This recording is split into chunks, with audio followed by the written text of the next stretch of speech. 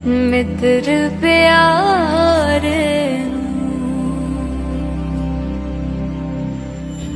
हाल मुरीदादा कहना। सतनाम करता पुरख निर्भव निर्वैर अकाल मूरत अजूनी सैभं गुर प्रसाद जप आद सच जुगाद सच है भी सच नानक होसी भी सच चक्कर चेहन अर बरन जात अर पात नहिन जेह रूप रंग हर रेख भेख को कहना सकत के अजल मूरत अनुभव प्रकाश अमितोज कहिजै कोट इंद्र इंद्राण साहे साहान गणिजै तिर भवन महीप सुर नर असुर नेत नेत बन तृण कहत तै सर्वनाम कथ कवन कर्म नाम बरनत सुमत सजन सचा पातशाहो सिर शाहां दशा जिस पास बैठिया सोहिए सबना दा वेस जिस पास बैठिया सोहिए सबना दा वेसा सतनाम श्री वाहिगुरु साहिब जी। बल होवा बंधन छुटे सब किछ होत उपाय नानक सब किछ तुमरे हाथ में तुम ही होत सहाय। वाहिगुरु जी का खालसा वाहिगुरु जी की फतेह। जुग हो जुग अटल चवर छतर तख्त के मालक वालिए कुल आलम सतगुरु धन धन श्री गुरु ग्रंथ साहिब जी महाराज। सतगुरु जी की पावन पवित्र हजूरी अंदर जुड़ बैठी गुरु स्वरूप गुरु खालसा सत संगत जी आप जी समूह गुरसिख संतां वडभागी हो सतगुरां दे पावन चरणां कमलां पास जुड़ करके अमृतमयी गुरबाणी दे नितनेम संगति रूप अंदर आपने सरवण कीते ने।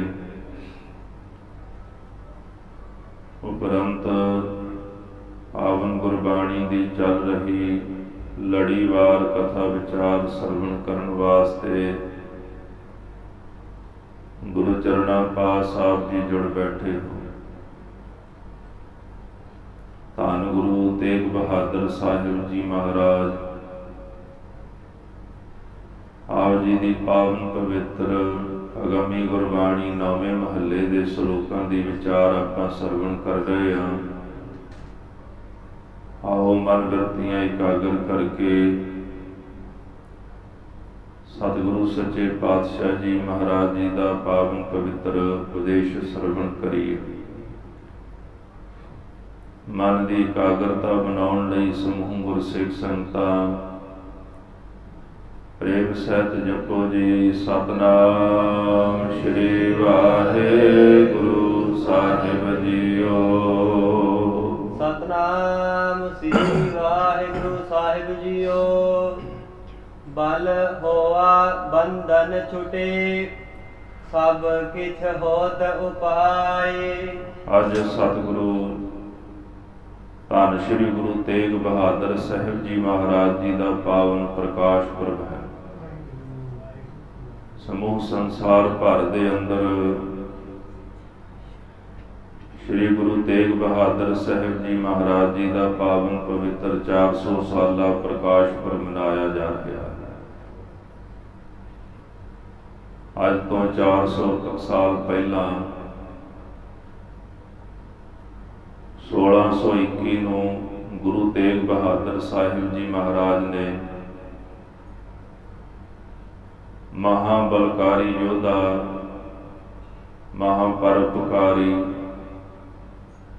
ਧੰਨ ਸ਼੍ਰੀ ਗੁਰੂ ਹਰਗੋਬਿੰਦ ਸਾਹਿਬ ਜੀ ਮਹਾਰਾਜ ਆਪ ਜੀ ਦੇ ਗ੍ਰਹਿ ਵਿਖੇ ਮਾਤਾ ਨਾਨਕੀ ਜੀ ਦੇ ਉਦਰ ਤੋਂ ਪ੍ਰਕਾਸ਼ ਧਾਰਿਆ। ਗੁਰੂ ਹਰਗੋਬਿੰਦ ਸਾਹਿਬ ਜੀ ਮਹਾਰਾਜ ਸੱਚਖੰਡ ਸ੍ਰੀ ਹਰਿਮੰਦਰ ਸਾਹਿਬ ਵਿੱਚ ਦੀਵਾਨ ਸਜਾ ਕੇ ਬੈਠੇ ਸਨ। ਸਾਹਿਬ ਨੂੰ ਖਬਰ ਪ੍ਰਾਪਤ ਹੋਈ ਮਹਾਰਾਜ ਆਪ ਜੀ ਦੇ ਗ੍ਰਹਿ ਵਿਖੇ ਸਾਹਿਬਜ਼ਾਦੇ ਦਾ ਆਗਮਨ ਹੋਇਆ ਹੈ। ਸ੍ਰੀ ਆਸਾ ਕੀ ਵਾਰ ਦਾ ਭੋਗ ਪੈਣ ਤੋਂ ਉਪਰੰਤ ਸ੍ਰੀ ਗੁਰੂ ਹਰਗੋਬਿੰਦ ਸਾਹਿਬ ਜੀ ਮਹਾਰਾਜ ਆਪਣੇ ਮਹਿਲਾਂ ਵਿੱਚ ਗਏ। ਜਾ ਕੇ ਬਾਲਕ ਨੂੰ ਆਪਣੀ ਗੋਦ ਵਿੱਚ ਲੈ ਕੇ ਗੁਰੂ ਹਰਗੋਬਿੰਦ ਸਾਹਿਬ ਜੀ ਮਹਾਰਾਜ ਜੀ ਨੇ ਆਪਣਾ ਸੀਸ ਝੁਕਾ ਦਿੱਤਾ, ਨਮਸਕਾਰ ਕੀਤੀ। ਬਾਬਾ ਬੁੱਢਾ ਜੀ ਨੇ ਜਦੋਂ ਵੇਖਿਆ ਕਿ ਐਸਾ ਪਹਿਲਾਂ ਕਦੇ ਨਹੀਂ ਹੋਇਆ, ਇਸ ਤੋਂ ਪਹਿਲਾਂ ਵੀ ਮਹਾਰਾਜ ਦੇ ਗ੍ਰਹਿ ਵਿਖੇ ਬਾਬਾ ਗੁਰਦਿੱਤਾ ਜੀ, ਬਾਬਾ ਸੂਰਜਮਲ ਜੀ, ਬਾਬਾ ਅਣੀ ਰਾਏ ਜੀ, ਬਾਬਾ ਟੱਲ ਰਾਏ ਜੀ, 4 ਪੁੱਤਰ ਪਹਿਲਾਂ ਵੀ ਸਨ। ਪਰ ਮਹਾਰਾਜ ਨੇ ਕਿਸੇ ਨੂੰ ਗੋਦ ਵਿੱਚ ਲੈ ਕੇ ਸੀਸ ਨਹੀਂ ਝੁਕਾਇਆ। ਬਾਬਾ ਜੀ ਕਹਿੰਦੇ, ਮਹਾਰਾਜ ਐਸਾ ਕਿਹੜਾ ਗੁਣ ਹੈ ਇਸ ਬਾਲਕ ਅੰਦਰ ਜਿਨ੍ਹਾਂ ਨੂੰ ਆਪ ਜੀ ਨੇ ਸੀਸ ਝੁਕਾ ਦਿੱਤਾ ਹੈ। ਗੁਰੂ ਹਰਗੋਬਿੰਦ ਸਾਹਿਬ ਜੀ ਮਹਾਰਾਜ ਕਹਿਣ ਲੱਗੇ, ਬਾਬਾ ਜੀ ਇਹ ਸਾਡਾ ਛੋਟਾ ਸਾਹਿਬਜ਼ਾਦਾ ਆਉਣ ਵਾਲੇ ਸਮੇਂ ਦੇ ਵਿੱਚ ਲੋੜ ਪੈਣ ਤੇ ਆਪਣੇ ਤਨ ਦੀ ਚਾਦਰ ਪਾ ਕੇ ਦੂਜਿਆਂ ਦੀ ਪੱਤ ਢੱਕ ਲਵੇਗਾ। ਗੁਰੂ ਨਾਨਕ ਸਾਹਿਬ ਸੱਚੇ ਪਾਤਸ਼ਾਹ ਜੀ ਦੀ ਪਾਵਨ ਪਵਿੱਤਰ ਗੱਦੀ ਦੇ ਵਾਰਸ ਨੇ। ਇਸ ਵਾਸਤੇ ਅਸੀਂ ਇਹਨਾਂ ਨੂੰ ਆਪਣਾ ਸੀਸ ਝੁਕਾਇਆ ਹੈ, ਕੋਈ ਆਮ ਪੁਰਸ਼ ਨਹੀਂ। ਗੁਰੂ ਤੇਗ ਬਹਾਦਰ ਸਾਹਿਬ ਜੀ ਸੱਚੇ ਪਾਤਸ਼ਾਹ ਮਹਾਰਾਜ ਦੀ ਸਿਖਲਾਈ, ਵਿਦਿਆ, ਸ਼ਸਤਰ ਵਿਦਿਆ, ਸਾਰੀ ਸਿੱਖਿਆ ਬਾਬਾ ਬੁੱਢਾ ਸਾਹਿਬ ਜੀ ਨੇ ਮੁੱਢਲੀ ਸਿੱਖਿਆ ਦਿੱਤੀ। ਬਚਪਨ ਦੇ ਵਿੱਚ ਇੱਕ ਕੌਤਕ ਗੁਰੂ ਤੇਗ ਬਹਾਦਰ ਸਾਹਿਬ ਜੀ ਦੇ ਜੀਵਨ ਦਾ ਜੋ ਆਉਣ ਵਾਲੇ ਸਮੇਂ ਵਿੱਚ ਸੰਕੇਤ ਕਰ ਰਿਹਾ ਸੀ ਕਿ ਇਹਨਾਂ ਨੇ ਆਪਣੇ ਜੀਵਨ ਵਿੱਚ ਕੀ ਕਰਨਾ ਹੈ। ਵੱਡੇ ਭਰਾ ਬਾਬਾ ਸੂਰਜਮਲ ਜੀ ਦੀ ਬਰਾਤ ਚੜ੍ਹੀ ਹੈ। ਮਾਤਾ ਨਾਨਕੀ ਨੇ ਬੜੇ ਸੁੰਦਰ ਬਸਤਰ ਮਹਾਰਾਜ ਸਾਹਿਬ ਜੀ ਨੂੰ ਪਹਿਨਾਏ, ਹਾਰ ਸ਼ਿੰਗਾਰ ਕੀਤਾ, ਬਾਲਕ ਨੂੰ ਸਜਾਇਆ। ਜਦੋਂ ਬਰਾਤ ਚੜ੍ਹਨ ਲੱਗੀ ਤੇ ਗੁਰੂ ਤੇਗ ਬਹਾਦਰ ਸਾਹਿਬ ਜੀ ਮਹਾਰਾਜ ਬਰਾਤ ਨਾਲ ਤੁਰੇ ਜਾ ਰਹੇ ਨੇ ਤੇ ਰਾਹ ਵਿੱਚ ਇੱਕ ਬੱਚਾ ਢਿੱਡ ਤੋਂ ਸਰੀਰ ਤੋਂ ਨੰਗਾ ਖੜਿਆ ਮਹਾਰਾਜ ਨੇ ਵੇਖਿਆ। ਸਰਦੀ ਦੀ ਰੁੱਤ ਹੈ, ਵੇਖ ਕੇ ਮਹਾਰਾਜ ਦਾ ਹਿਰਦਾ ਪਿੰਗਲ ਗਿਆ ਤੇ ਜਾ ਕੇ ਮਹਾਰਾਜ ਬਾਲਕ ਨੂੰ ਕਹਿਣ ਲੱਗੇ, ਤੂੰ ਨੰਗਾ ਖਲੋਤਾ ਹੋਇਆ, ਤੇਰੇ ਮਾਤਾ ਪਿਤਾ ਨੇ ਤੈਨੂੰ ਕੱਪੜੇ ਨਹੀਂ ਲੈ ਕੇ ਦਿੱਤੇ। ਬਾਲਕ ਕਹਿਣ ਲੱਗਾ ਵੀ ਕੱਪੜੇ ਲੈਣੇ ਤਾਂ ਦੂਰ ਦੀ ਗੱਲ ਹੈ, ਸਾਨੂੰ ਤਾਂ ਛਕਣ ਵੇਲੇ 2 ਵਕਤ ਦਾ ਭੋਜਨ ਵੀ ਚੰਗੀ ਤਰ੍ਹਾਂ ਪ੍ਰਾਪਤ ਨਹੀਂ ਹੁੰਦਾ ਤੇ ਕੱਪੜੇ ਕਿੱਥੋਂ ਮਿਲਣੇ। ਗੁਰੂ ਤੇਗ ਬਹਾਦਰ ਸਾਹਿਬ ਜੀ ਮਹਾਰਾਜ ਨੇ ਆਪਣੇ ਕੱਪੜੇ ਉਤਾਰੇ ਜੀ, ਸਭ ਕੁਝ ਉਤਾਰ ਕੇ ਉਹ ਬੱਚੇ ਨੂੰ ਪਹਿਨਾ ਦਿੱਤਾ।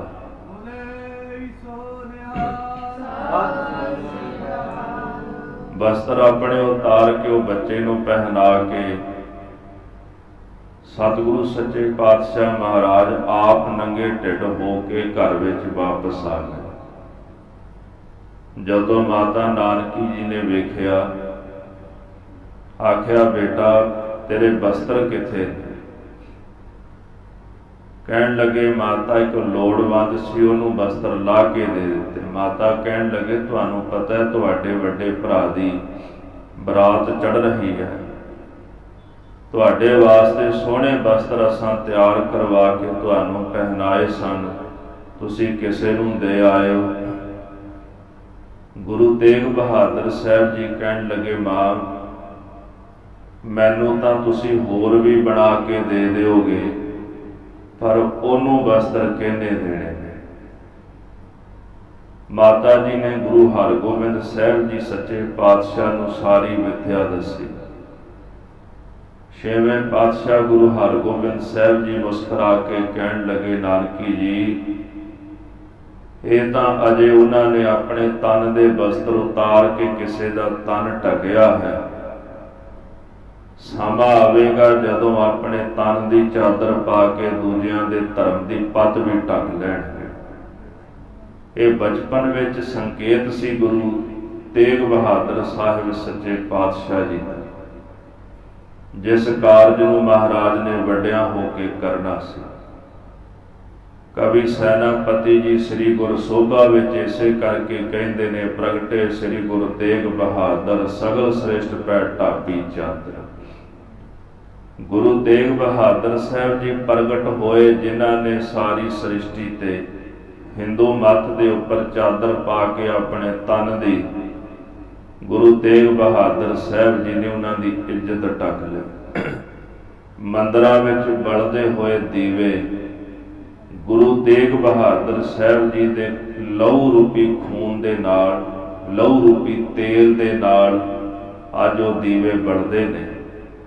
ਜੇ ਉਹਨਾਂ ਨੂੰ ਕਿਸੇ ਦੀ ਆਰਤੀ ਉਤਾਰਨੀ ਚਾਹੀਦੀ ਤੇ ਧੰਨ ਗੁਰੂ ਤੇਗ ਬਹਾਦਰ ਸਾਹਿਬ ਸੱਚੇ ਪਾਤਸ਼ਾਹ ਜੀ ਜਿਨ੍ਹਾਂ ਨੇ ਆਪ ਕਿਰਪਾ ਕਰਕੇ ਤਿਲਕ ਜੰਜੂ ਰਾਖਾ ਪ੍ਰਭ ਤਾਕਾ ਕੀਨੋ ਬੜੋ ਕਲੂ ਮਹਿ ਸਾਕਾ ਸਾਧਨ ਹੇਤ ਇਤੀ ਜਿਨ ਕਰੀ ਸੀਸ ਦਿਆ ਪਰ ਸੀ ਨਾ ਉਚਰੀ ਧਰਮ ਹੇਤ ਸਾਕਾ ਜਿਨ ਕੀਆ ਸੀਸ ਦਿਆ ਪਰ ਸਿਰ ਨਾ ਦਿਆ। ਧਰਮ ਦੀ ਖਾਤਰ ਮਹਾਰਾਜ ਨੇ ਏਡਾ ਵੱਡਾ ਸਾਕਾ ਕਰ ਵਿਖਾਇਆ, ਆਪਣਾ ਸੀਸ ਤਾਂ ਦੇ ਦਿੱਤਾ ਪਰ ਆਪਣਾ ਸਿਰ ਸਿਦਕ ਨਹੀਂ ਦਿੱਤਾ ਗੁਰੂ ਤੇਗ ਬਹਾਦਰ ਸਾਹਿਬ ਸੱਚੇ ਪਾਤਸ਼ਾਹ ਜੀ ਨੇ। ਐਸੇ ਗਰੀਬ ਨਵਾਜ ਧੰਨ ਗੁਰੂ ਤੇਗ ਬਹਾਦਰ ਸਾਹਿਬ ਜੀ ਮਹਾਰਾਜ। ਤੇਗ ਬਹਾਦਰ ਸਿਮਰਿਆ ਘਰ ਨਾਉ ਨਿਤ ਆਵੈ ਤਾਹੇ ਸਭ ਥਾਈ ਹੋਏ ਸਹਾਏ। ਨੌਵੇਂ ਪਾਤਸ਼ਾਹ ਜੀ ਦੇ ਪਾਵਨ ਪ੍ਰਕਾਸ਼ ਪੁਰਬ ਦੀ ਖੁਸ਼ੀ ਵਿੱਚ ਨੌਵੇਂ ਮਹੱਲੇ ਦੇ ਸ਼ਲੋਕਾਂ ਦੀ ਵਿਚਾਰ ਆਰੰਭ ਕੀਤੀ ਸੀ। ਅੱਜ ਕੁਝ ਕੁ ਵਿਸ਼ੇਸ਼ ਸ਼ਲੋਕ ਰਹਿ ਗਏ ਨੇ ਜਿਨ੍ਹਾਂ ਦੀ ਵਿਚਾਰ ਸਰਵਣ ਕਰਕੇ ਅੱਜ ਸੰਪੂਰਨਤਾ ਕਰਾਂਗੇ। ਗੁਰੂ ਤੇਗ ਬਹਾਦਰ ਸਾਹਿਬ ਜੀ ਮਹਾਰਾਜ ਆਗਰੇ ਤੋਂ ਜਦੋਂ ਦਿੱਲੀ ਨੂੰ ਗ੍ਰਿਫਤਾਰ ਹੁੰਦੇ ਨੇ, ਔਰੰਗਜ਼ੇਬ ਬਾਦਸ਼ਾਹ ਨੇ ਇੱਕ ਪਿੰਜਰੇ ਵਿੱਚ ਪਾ ਕੇ ਮਹਾਰਾਜ ਨੂੰ ਰੱਖਿਆ। ਉਸ ਪਿੰਜਰੇ ਵਿੱਚ ਨੌਵੇਂ ਮਹੱਲੇ ਦੇ ਸ਼ਲੋਕ ਪਾਤਸ਼ਾਹ ਜੀ ਨੇ ਲਿਖੇ ਸਨ। 48 ਸ਼ਲੋਕ ਮਹਾਰਾਜ ਨੇ ਪਹਿਲਾਂ ਉਚਾਰਨ ਕੀਤੇ, 3 ਸ਼ਲੋਕ ਮਾਤਾ ਨਾਨਕੀ ਜੀ ਦੀ ਪ੍ਰਥਾਏ, 1 ਸ਼ਲੋਕ ਮਾਤਾ ਗੁਜਰੀ ਜੀ ਦੇ ਪ੍ਰਥਾਏ, 1 ਦੋਹਰਾ ਗੁਰੂ ਗੋਬਿੰਦ ਸਿੰਘ ਸਾਹਿਬ ਜੀ ਮਹਾਰਾਜ ਸੱਚੇ ਪਾਤਸ਼ਾਹ ਜੀ ਦੇ ਪ੍ਰਥਾਏ ਉਚਾਰੇ। ਬਲ ਛੁਟਕਿਓ ਬੰਧਨ ਪਰੇ ਕਛੂ ਨਾ ਹੋ ਤਿਉ ਪਾਏ, ਕਹੋ ਨਾਨਕ ਅਬ ਓਟ ਹਰ ਗਾਜ ਜਿਉ ਹੋ ਸਹਾਏ। ਸਤਿਗੁਰੂ ਕਲਗੀਧਰ ਦਸ਼ਮੇਸ਼ ਪਿਤਾ ਜੀ ਨੂੰ ਇਹ ਦੋਹਰਾ ਲਿਖ ਕੇ ਨਾ ਮਹਾਰਾਜ ਪਰਖਣ ਦਾ ਯਤਨ ਕਰਦੇ ਨੇ। ਜਿਹੜਾ ਸਿੱਖ ਚਿੱਠੀ ਲੈ ਕੇ ਗਿਆ ਸੀ ਉਹਨੂੰ ਕਹਿ ਦਿੱਤਾ ਵੀ ਜਵਾਬ ਲੈ ਕੇ ਆਵੇਂ। ਗੁਰੂ ਤੇਗ ਬਹਾਦਰ ਸਾਹਿਬ ਜੀ ਕਹਿੰਦੇ ਸਾਡਾ ਬਲ ਛੁੱਟ ਗਿਆ, ਸਾਡੇ ਵਿੱਚ ਹੁਣ ਤਾਕਤ ਨਹੀਂ ਰਹੀ, ਕਿਉਂਕਿ ਬੰਧਨ ਪੈ ਗਏ ਨੇ। ਬੰਧਨ ਭਰੇ, ਹੱਥਾਂ ਪੈਰਾਂ ਵਿੱਚ ਬੰਧਨ ਪੈ ਗਏ, ਜੰਜੀਰਾਂ ਨਾਲ ਜਕੜੇ ਗਏ। ਹੁਣ ਕੋਈ ਉਪਾਅ ਨਹੀਂ ਹੋ ਸਕਦਾ। ਹੇ ਅਕਾਲ ਪੁਰਖ, ਤੁਹਾਡੇ ਚਰਨਾਂ ਵਿੱਚ ਬੇਨਤੀ ਹੈ, ਮੈਨੂੰ ਕੇਵਲ ਤੁਹਾਡੀ ਓਟ ਹੈ। ਜਦੋਂ ਲੋੜ ਪੈਣ ਤੇ ਹਾਥੀ ਦੀ ਆਪ ਜੀ ਨੇ ਸਹਾਇਤਾ ਕੀਤੀ, ਮੈਂ ਵੀ ਆਪ ਜੀ ਦੀ ਸ਼ਰਨ ਵਿੱਚ ਚੱਲ ਕੇ ਆਇਆ। ਮਹਾਰਾਜ ਕਿਰਪਾ ਕਰੋ, ਆਪ ਜੀ ਮੇਰੀ ਵੀ ਸਹਾਇਤਾ ਕਰੋ। ਮੈਨੂੰ ਕੇਵਲ ਤੁਹਾਡਾ ਹੀ ਓਟ ਆਸਰਾ ਹੈ। ਇਹ ਜਿਹੜਾ ਸ਼ਲੋਕ ਜਦੋਂ ਲਿਖ ਕੇ ਮਹਾਰਾਜ ਨੇ ਅਨੰਦਪੁਰ ਸਾਹਿਬ ਭੇਜਿਆ, ਕਲਗੀਧਰ ਦਸ਼ਮੇਸ਼ ਪਿਤਾ ਜੀ ਨੇ ਸ਼ਲੋਕ ਸੁਣਿਆ ਤੇ ਕਾਗਜ਼ ਕਲਮ ਮੰਗਵਾ ਕੇ ਮਹਾਰਾਜ ਨੇ ਅੱਗੋਂ ਜਵਾਬ ਦਿੱਤਾ। ਜਿਹੜਾ ਅੱਜ ਦਾ ਸ਼ਲੋਕ ਹੈ ਜੀ, ਬਲ ਹੋਆ ਬੰਧਨ ਛੁਟੇ, ਸਭ ਕਿਛ ਹੋਤਿ ਉਪਾਏ, ਨਾਨਕ ਸਭ ਕਿਛ ਤੁਮਰੈ ਹਾਥ, ਮੈਂ ਤੁਮ ਹੀ ਹੋਤ ਸਹਾਏ। ਇਹ ਪਾਵਨ ਸ਼ਲੋਕ ਕਲਗੀਧਰ ਦਸ਼ਮੇਸ਼ ਪਿਤਾ ਜੀ ਦਾ ਉਚਾਰਨ ਕੀਤਾ ਹੋਇਆ। ਦਾਸ ਨੇ ਕੱਲ ਵੀ ਬੇਨਤੀ ਕੀਤੀ ਸੀ, ਗੁਰੂ ਗ੍ਰੰਥ ਸਾਹਿਬ ਮਹਾਰਾਜ ਜੀ ਦੀਆਂ ਪੁਰਾਤਨ ਬੀੜਾਂ ਦੇ ਅੰਦਰ ਇਹ ਜਿਹੜਾ ਪਾਵਨ ਪਵਿੱਤਰ ਸ਼ਲੋਕ ਮਹੱਲਾ 10ਵਾਂ ਦੇ ਸਰਲੇਖ ਹੇਠਾਂ ਆਉਂਦਾ ਹੈ।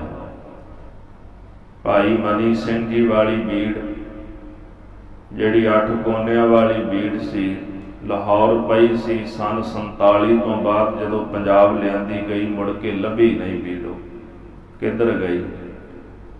ਉਸ ਬੀੜ ਵਿੱਚ ਮਹੱਲਾ 10ਵਾਂ ਹੈ। ਬਾਬਾ ਦੀਪ ਸਿੰਘ ਜੀ ਦੀ ਇੱਕ ਬੀੜ, ਉਹਦੇ ਵਿੱਚ ਮਹੱਲਾ 10ਵਾਂ ਹੈ। ਇੱਕ ਬੀੜ ਜੋ ਪਟਨਾ ਸਾਹਿਬ ਸੁਸ਼ੋਭਿਤ ਹੈ।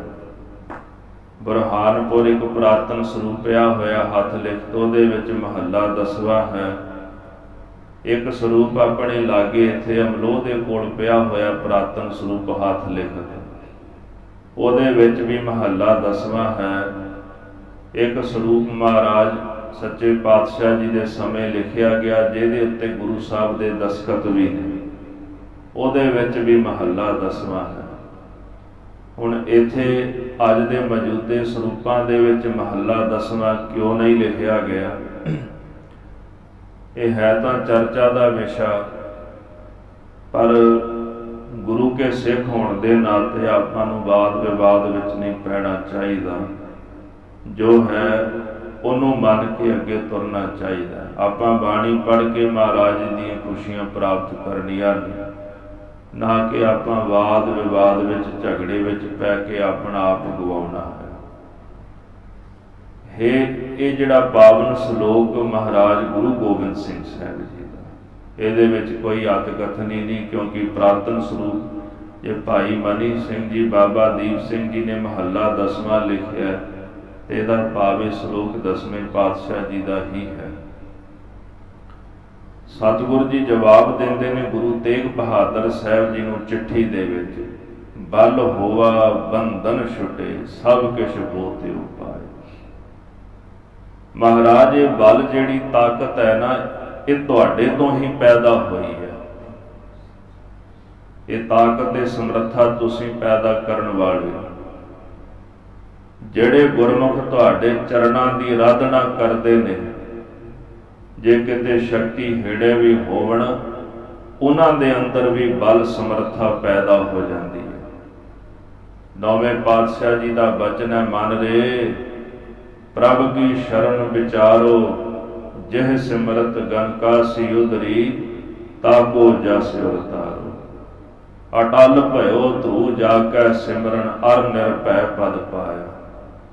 ਮਹਾਰਾਜ ਕਹਿੰਦੇ ਹਨ ਕਿ ਮੇਰੇ ਮਨ ਇਹੋ ਜਿਹੇ ਪ੍ਰਭੂ ਦੀ ਸ਼ਰਨ ਨੂੰ ਵਿਚਾਰ, ਜਿਸ ਪ੍ਰਭੂ ਦੀ ਸ਼ਰਨ ਦੇ ਵਿੱਚ ਪੈ ਕੇ ਗਨਕਾ ਜੀ ਦਾ ਉਧਾਰ ਹੋ ਗਿਆ, ਜਿਹਦਾ ਜੀਵਨ ਅਪਵਿੱਤਰ ਸੀ, ਉਹ ਵੀ ਸੰਸਾਰ ਸਾਗਰ ਤੋਂ ਤਰ ਗਏ। ਇੱਥੋਂ ਤਾਈਂ ਕਿ ਧਰੂ ਵਰਗੇ, ਪ੍ਰਹਿਲਾਦ ਵਰਗੇ ਉਸ ਮਾਲਕ ਅਕਾਲ ਪੁਰਖ ਜੀ ਦਾ ਨਾਮ ਜਪ ਕੇ ਉਹ ਵੀ ਸੰਸਾਰ ਵਿੱਚੋਂ ਤਰ ਕੇ ਤੇ ਉਹਨਾਂ ਨੇ ਨਿਰਭੈ ਪਦਵੀ ਦੀ ਪ੍ਰਾਪਤੀ ਕਰ ਲਈ। ਦੁੱਖ ਹਰਤਾ ਇਹ ਬਿਦ ਕੋ ਸੁਆਮੀ, ਤੈ ਕਾਹੇ ਬਿਸਰਾਇਆ। ਅਜਾਮਲ ਪਾਪੀ ਜਗ ਜਾਣੈ, ਨਿਮਖ ਮਾਹੇ ਨਿਸਤਾਰਾ। ਅਜਾਮਲ ਵਰਗੇ ਪਾਪੀ ਸਨ, ਪਰ ਜਦੋਂ ਉਹਨਾਂ ਨੇ ਤੁਹਾਨੂੰ ਯਾਦ ਕੀਤਾ, ਚੇਤੇ ਕੀਤਾ, ਇੱਕ ਨਿਮਖ ਦੇ ਵਿੱਚ ਮੇਰੇ ਵਾਹਿਗੁਰੂ ਤੁਸੀਂ ਵੀ ਉਹਨਾਂ ਨੂੰ ਸੰਸਾਰ ਸਾਗਰ ਤੋਂ ਤਾਰ ਦਿੱਤਾ। ਤੁਹਾਡੀ ਬੰਦਗੀ ਵਿੱਚ ਇੰਨਾ ਬਲ, ਤੁਹਾਡੀ ਬੰਦਗੀ ਵਿੱਚ ਇੰਨਾ ਪ੍ਰਤਾਪ ਹੈ, ਜਿਹੜਾ ਤੁਹਾਡੀ ਬੰਦਗੀ ਕਰਨ ਲੱਗ ਪਏ ਮਹਾਰਾਜ, ਭਾਵੇਂ ਜੀਵਨ ਕੈਸਾ ਵੀ ਹੋਵੇ, ਉਹਨਾਂ ਨੂੰ ਸੰਸਾਰ ਸਾਗਰ ਤੋਂ ਤੁਸੀਂ ਤਾਰ ਦਿੰਦੇ ਹੋ। ਬੰਦਗੀ ਕਰਨ ਵਾਲਾ ਜਿਹੜਾ ਮਨੁੱਖ ਇੰਨੀ ਕੁ ਤਾਕਤ, ਇੰਨੀ ਕੁ ਸਮਰੱਥਾ ਉਹ ਪ੍ਰਾਪਤ ਕਰ ਲੈਂਦਾ ਗੁਰੂ ਦੇ ਚਰਨਾਂ ਵਿੱਚੋਂ, ਕਿ ਆਪ ਤਾਂ ਤਰ ਜਾਂਦਾ, ਉਹ ਦੂਜਿਆਂ ਨੂੰ ਤਾਰਨ ਦੀ ਤਾਕਤ ਵੀ ਰੱਖਦਾ ਹੈ। ਆਪਾਂ ਰੋਜ਼ ਪੜ੍ਹਦੇ ਹਾਂ ਜੀ, ਜਿਨੀ ਨਾਮ ਧਿਆਇਆ ਗਏ ਮਸਕਤ ਘਾਲ, ਨਾਨਕ ਤੇ ਮੁਖ ਉਜਲੇ ਕੀਤੀ ਛੁੱਟੀ ਨਾਲ। ਕਿਤੇ ਤਾਂ ਬੰਦੇ ਵਿੱਚ ਆਪਣੇ ਆਪ ਨੂੰ ਤਾਰਨ ਦੀ ਤਾਕਤ ਨਹੀਂ, ਤੇ ਕਿਤੇ ਦੂਜਿਆਂ ਨੂੰ ਤਾਰਨ ਦੇ ਸਮਰੱਥ ਹੋ ਗਿਆ।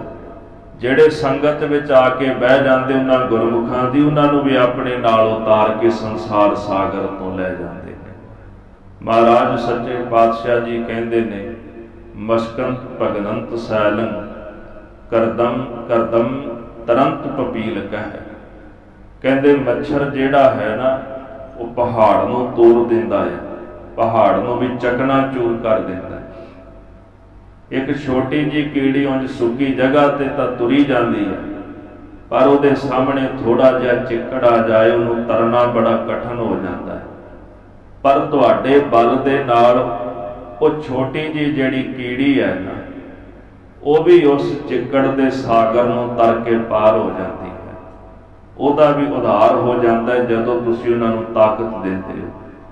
ਆਪਾਂ ਗੁਰੂ ਅਰਜਨ ਦੇਵ ਸਾਹਿਬ ਜੀ ਦਾ ਬਚਨ ਪੜ੍ਹਦੇ ਹਾਂ ਜੀ, ਨੀਕੀ ਕੀਰੀ ਮਹਿਕਲ ਰਾਖੈ, ਭਸਮ ਕਰੈ ਲਸਕਰ ਕੋਟ ਲਾਖੈ। ਇੱਕ ਛੋਟੀ ਜਿਹੀ ਕੀੜੀ ਵਿੱਚ ਜਦੋਂ ਤੁਸੀਂ ਆਪਣੀ ਤਾਕਤ, ਆਪਣੀ ਸਮਰੱਥਾ, ਆਪਣਾ ਬਲ ਰੱਖ ਦਿੰਦੇ ਹੋ, ਉਹ ਛੋਟੀ ਜਿਹੀ ਕੀੜੀ ਵੀ ਕਹਿੰਦੇ ਲੱਖਾਂ ਦਾ, ਕਰੋੜਾਂ ਦਾ ਲਸ਼ਕਰ, ਲੱਖਾਂ ਕਰੋੜਾਂ ਦੀ ਭਾਰੀ ਫੌਜ ਨੂੰ ਸਵਾਹ ਕਰ ਦਿੰਦੀ ਹੈ, ਜਦੋਂ ਤੁਸੀਂ ਆਪਣੀ ਤਾਕਤ ਉਹਨਾਂ ਨੂੰ ਬਖਸ਼ਿਸ਼ ਕਰ ਦਿੰਦੇ ਹੋ। ਮਹਾਰਾਜ ਤੁਹਾਡਾ ਐਸਾ ਬਲ, ਤੁਹਾਡੀ ਇਹੋ ਜਿਹੀ ਤਾਕਤ, ਜਿਹੜੇ ਤੁਹਾਨੂੰ ਚੇਤੇ ਕਰਦੇ ਉਹਨਾਂ ਵਿੱਚ ਇੰਨੀ ਸਮਰੱਥਾ ਆ ਜਾਂਦੀ ਹੈ।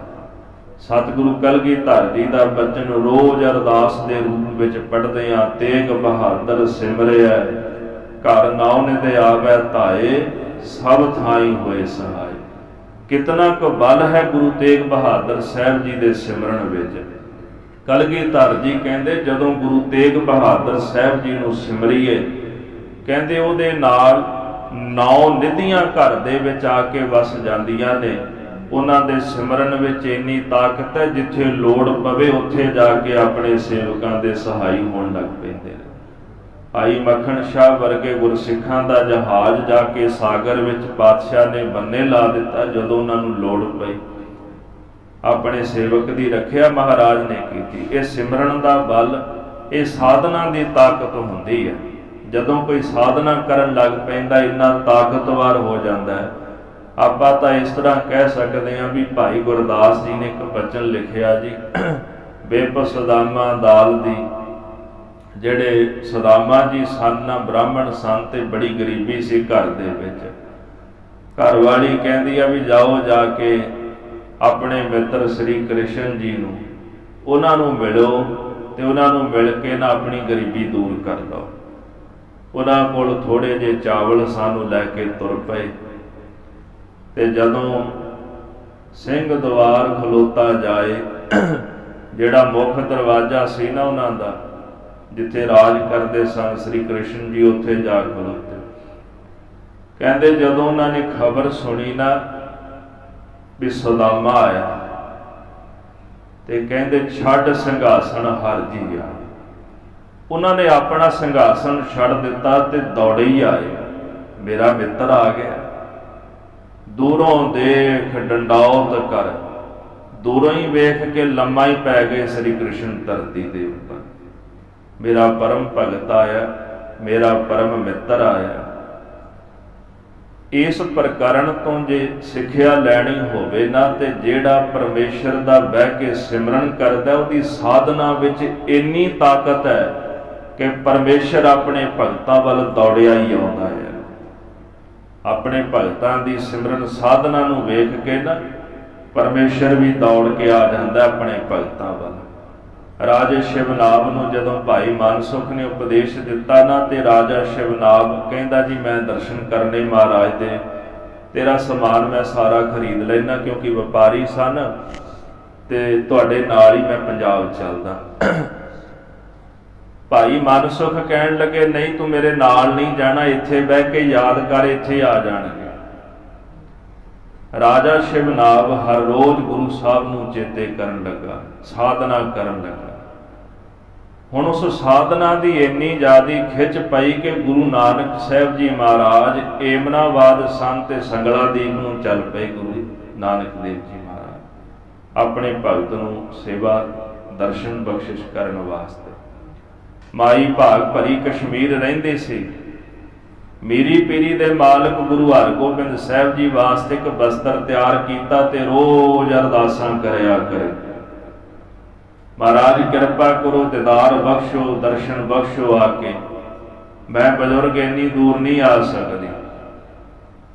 ਗੁਰੂ ਹਰਗੋਬਿੰਦ ਸਾਹਿਬ ਸੱਚੇ ਪਾਤਸ਼ਾਹ ਮਹਾਰਾਜ ਦੇ ਚਰਨਾਂ ਵਿੱਚ ਅਰਜ਼ ਗੁਜ਼ਾਰਨੀ। ਇੱਕ ਦਿਨ ਉਹਨਾਂ ਦਾ ਪੁੱਤਰ ਭਾਈ ਕਹਿਣ ਲੱਗਾ, ਮਾਤਾ ਮੀਰੀ ਪੀਰੀ ਦੇ ਮਾਲਕ, ਰਾਜ ਸਾਜ ਦੇ ਮਾਲਕ ਬਾਦਸ਼ਾਹ ਗੁਰੂ ਹਰਗੋਬਿੰਦ ਸਾਹਿਬ ਜੀ ਮਹਾਰਾਜ ਤੇਰਾ ਇੱਕ ਬਸਤਰ ਲੈਣ ਵਾਸਤੇ ਆਉਣਗੇ ਇੱਥੇ, ਇੰਨੀ ਦੂਰ, ਕਿੱਥੇ ਪੰਜਾਬ, ਕਿੱਥੇ ਕਸ਼ਮੀਰ, ਤੂੰ ਰੋਜ਼ ਚੇਤੇ ਕਰਨੀ ਹੈ। ਮਾਈ ਭਾਗ ਭਰੀ ਕਹਿਣ ਲੱਗੀ, ਪੁੱਤਰ ਮੈਨੂੰ ਨਹੀਂ ਪਤਾ, ਪਰ ਮੈਂ ਇਸ ਗੱਲ ਤੇ ਨਿਸ਼ਚਾ ਰੱਖਿਆ ਹੋਇਆ ਕਿ ਜਿਹੜਾ ਭਾਵਨਾ ਨਾਲ ਯਾਦ ਕਰਦਾ ਆਉਂਦੇ ਜ਼ਰੂਰ ਨੇ, ਭਾਵੇਂ ਅੱਜ ਆਉਣ, ਭਾਵੇਂ ਕੱਲ ਆਉਣ, ਭਾਵੇਂ ਪਰਸੋਂ ਆਉਣ, ਆਉਣਾ ਉਹਨਾਂ ਨੇ ਜ਼ਰੂਰ ਹੈ। ਕਸ਼ਮੀਰ ਗੁਰੂ ਹਰਗੋਬਿੰਦ ਸਾਹਿਬ ਜੀ ਗਏ ਤੇ ਜਾਣ ਦਾ ਕੇਵਲ ਇੱਕੋ ਹੀ ਮਕਸਦ ਸੀ, ਮਾਤਾ ਭਾਗ ਭਰੀ ਨੂੰ ਦੀਦਾਰ ਬਖਸ਼ਣਾ। ਗੁਰੂ ਹਰਗੋਬਿੰਦ ਸਾਹਿਬ ਜੀ ਮਾਤਾ ਭਾਗ ਭਰੀ ਦੇ ਪ੍ਰੇਮ ਦੇ ਖਿੱਚੇ ਹੋਏ ਪੰਜਾਬ ਦੀ ਧਰਤੀ ਛੱਡ ਕੇ ਕਈ ਕੋਹਾਂ ਦੂਰ ਕਸ਼ਮੀਰ ਦੀ ਧਰਤੀ ਤੇ ਜਾ ਪਹੁੰਚੇ। ਸਿਮਰਨ ਵਿੱਚ ਇੰਨਾ ਬਲ ਹੁੰਦਾ ਹੈ, ਸਾਧਨਾ ਵਿੱਚ ਇੰਨੀ ਤਾਕਤ ਹੁੰਦੀ ਹੈ। ਜਦੋਂ ਕੋਈ ਬਹਿ ਕੇ ਉਸ ਮਾਲਕ ਦੀ ਸਾਧਨਾ ਕਰਦਾ, ਵਾਹਿਗੁਰੂ ਖਿੱਚਿਆ ਹੋਇਆ ਆਪਣੇ ਭਗਤਾਂ ਵੱਲ ਦੌੜਿਆ ਹੀ ਆਉਂਦਾ ਹੈ। ਕਿਤੇ ਲੋਕ ਉਹਦੀ ਪ੍ਰਾਪਤੀ ਵਾਸਤੇ ਉਹਦੇ ਵੱਲ ਦੌੜਦੇ ਨੇ, ਤੇ ਕਿਤੇ ਪਰਮਾਤਮਾ ਆਪਣੇ ਭਗਤਾਂ ਵੱਲ ਖਿੱਚਿਆ ਹੋਇਆ ਦੌੜਿਆ ਹੋਇਆ ਆਉਂਦਾ ਹੈ। ਇਸ ਕਰਕੇ ਪਾਤਸ਼ਾਹ ਜੀ ਫਰਮਾਨ ਕਰਦੇ ਹਨ ਕਿ ਉਹਦੇ ਸਿਮਰਨ ਵਿੱਚ ਇੰਨੀ ਬਰਕਤ ਹੈ ਨਾ, ਜਿਹੜਾ ਚੇਤੇ ਕਰਦਾ ਫਿਰ ਆਪੇ ਹੀ ਰਹਿਮਤਾਂ ਵਰਤਾ ਦਿੰਦਾ ਹੈ। ਬਲ ਹੋਆ ਗੁਰੂ ਗੋਬਿੰਦ ਸਿੰਘ ਜੀ ਮਹਾਰਾਜ ਕਹਿੰਦੇ ਨੇ, ਸਤਿਗੁਰੂ ਜੀਓ, ਬਲ ਜਿਨ੍ਹਾਂ ਤੋਂ ਪੈਦਾ ਹੋਇਆ, ਤਾਕਤ ਜਿਨ੍ਹਾਂ ਤੋਂ ਪੈਦਾ ਹੋਈ ਹੈ, ਬੰਧਨ ਛੁੱਟੇ, ਉਹਨਾਂ ਨੂੰ ਬੰਧਨ ਕਿਵੇਂ ਪੈ ਸਕਦੇ ਨੇ? ਉਹਨਾਂ ਦੇ ਬੰਧਨ ਤਾਂ ਪਹਿਲਾਂ ਹੀ ਸਾਰੇ ਛੁੱਟੇ ਹੋਏ ਨੇ, ਟੁੱਟੇ ਹੋਏ ਨੇ। ਸਭ ਕੁਛ ਹੋਤ ਉਪਾਏ, ਤੁਹਾਡੇ ਕੋਲੋਂ ਤਾਂ ਹਰ ਪ੍ਰਕਾਰ ਦਾ ਉਪਾਅ ਹੋ ਸਕਦਾ, ਕਿਉਂਕਿ ਸਾਰੇ ਕਾਰਨਾਂ ਨੂੰ ਕਰਨ ਵਾਲੇ ਤਾਂ ਤੁਸੀਂ ਮਹਾਰਾਜ ਆਪ ਹੋ। ਜਿਨ੍ਹਾਂ ਨੇ ਸਾਰਾ ਜਗਤ, ਸਾਰਾ ਸੰਸਾਰ ਪੈਦਾ ਕੀਤਾ ਹੈ, ਉਹਨੂੰ ਥੋੜਾ ਬੰਧਨ ਪੈ ਸਕਦਾ ਹੈ? ਇੰਨਾ ਉਹ ਮਜਬੂਰ ਥੋੜਾ ਹੋ ਸਕਦਾ ਹੈ ਕਿ ਉਹ ਕੁਝ ਵੀ ਨਾ ਕਰ ਸਕੇ? ਸਾਰੇ ਉਪਾਅ ਤੁਹਾਡੇ ਕੋਲੋਂ ਹੋ ਸਕਦੇ ਨੇ। ਇਹਦਾ ਹੁਣ ਦੂਜਾ ਭਾਵ ਅਰਥ ਸੁਣਿਓ ਜੇ, ਬਲ ਹੋਵਾ ਬੰਧਨ ਛੁੱਟੇ, ਜਿਨ੍ਹਾਂ ਦੇ ਅੰਦਰ ਭਗਤੀ ਦਾ ਬਲ ਪੈਦਾ ਹੋ ਜਾਂਦਾ ਹੈ, ਉਹਨਾਂ ਦੇ ਸੰਸਾਰ ਦੇ ਸਾਰੇ ਬੰਧਨ ਟੁੱਟ ਜਾਂਦੇ ਨੇ। ਭਗਤੀ ਦੀ ਸਮਰੱਥਾ, ਬੰਦਗੀ ਸਾਧਨਾ ਦੀ ਸਮਰੱਥਾ ਐਸੀ ਹੈ, ਮਨ ਦੇ ਅੰਦਰੋਂ ਸਾਰੇ ਬੰਧਨ ਉਹਨਾਂ ਦੇ ਟੁੱਟ ਜਾਂਦੇ ਨੇ। ਸਭ ਕੁਛ ਹੋ ਦਿਓ ਪਾਏ, ਫਿਰ ਉਹਨਾਂ ਵਾਸਤੇ ਪਰਮੇਸ਼ਰ ਇਹੋ ਜਿਹੇ ਰਾਹ ਖੋਲ ਦਿੰਦਾ ਕਿ ਸਾਰੇ ਹੀ ਉਪਾਅ ਉਹਨਾਂ ਲਈ ਹੋ ਜਾਂਦੇ ਹਨ। ਨਾਨਕ ਸਭ ਕਿਛ ਤੁਮਰੇ ਹਾਥ ਮੈਂ, ਤੁਮ ਹੀ ਹੋਤ ਸਹਾਈ। ਧੰਨ ਗੁਰੂ ਤੇਗ ਬਹਾਦਰ ਸਾਹਿਬ ਜੀ ਕਹਿੰਦੇ, ਇਹ ਬਚਨ ਜਿਹੜਾ 10ਵੇਂ ਪਾਤਸ਼ਾਹ ਜੀ ਨੇ ਲਿਖਿਆ, 9ਵੇਂ ਮਹੱਲੇ ਦੇ ਸ਼ਲੋਕਾਂ ਵਿੱਚ ਆਉਣ ਕਰਕੇ ਆਪਾਂ 9ਵੇਂ ਮਹੱਲੇ ਦੇ ਸ਼ਲੋਕਾਂ ਦੇ ਰੂਪ ਵਿੱਚ ਇਹ ਬਚਨ ਨੂੰ ਜਾਣਦੇ ਹਾਂ। ਸਤਿਗੁਰੂ ਕਹਿੰਦੇ ਹਨ ਕਿ ਸਭ ਕੁਛ ਤੁਮਰੇ ਹਾਥ ਮੈਂ, हे गुरु तेग बहादुर साहब जी महाराज, सब कुछ तो तुहाडे हथ दे विच है। तुम ही होत सहाय, तुसी ही आप अपने प्यारिਆਂ ਦੇ सहाई होण वाले हो। जे आप जी कह रहे हो भी गज जो हो सहाय, जिवें हाथी की सहायता की वो भी तो तुसी ही करन वाले सी। उथे भी तो जाके हाथी दे बंधन आप जी ने छुड़ाए सन, हाथी नूं मुक्त भी तो तुसा ने कीता सी महाराज। ये सब कुछ तो तुहाडे हथ दे विच है ते तुसी अपने प्यारिਆਂ की सहायता करन वाले, लोड़ पैण ते उन्हां दी मदद करन वाले। अपने सेवक की आपे राखै, आपे नाम जपावै, जह जह काज किरत सेवक की, तहा तहा उठ धावै। जिथे जिथे लोड़ पैंदी सेवक दा कोई काम हुंदा, उत्थे आप जी उठ चले जांदे, अपने सेवकां दे कारज रास करदे, उन्हां दे अंग संग सहाई हुंदे। इतिहास विच ना एक बड़ी प्यारी कथा आउंदी है। जदों छेवें पातशाह जी ने जंग कीता ते एक गुरसिख भाई मुगलू जंग की समाप्ति तो बाद ना सहकदा पिया सी। उन्हां दा स्थान इधर ना सनाम दे लागे ही बनिया होया, पटियाले जिले दे विच ही है, भाई मुगलू जी दा। ते गुरु हरगोबिंद साहब जी गरीब नवाज सच्चे पातशाह जी भाई मुगलू नूं कहंदे, भाई मुगलू मंग की मंगदा है? भाई मुगलू कहन लगे, महाराज जिस दिन मेरे प्राण निकलन ना, उस दिन मेरा सीस तुहाडी गोद विच होवे। कहते छेवें पातशाह जी चुप हो गए, कहते भाई मुगलू कुछ होर मंग लै, ये छड्ड तूं। भाई मुगलू कहता नहीं महाराज, मैनूं तां यही कुछ ही चाहिदा भी जदों मेरे प्राण निकलन, जिवें हुण मेरा सीस तुहाडी गोद विच है ना, इदां ही मेरा सीस तुहाडी गोद विच होवे। सतगुरु कहते भाई मुगलू कुछ होर मंग लै, पहला भी क्या है, कुछ होर मंग लै।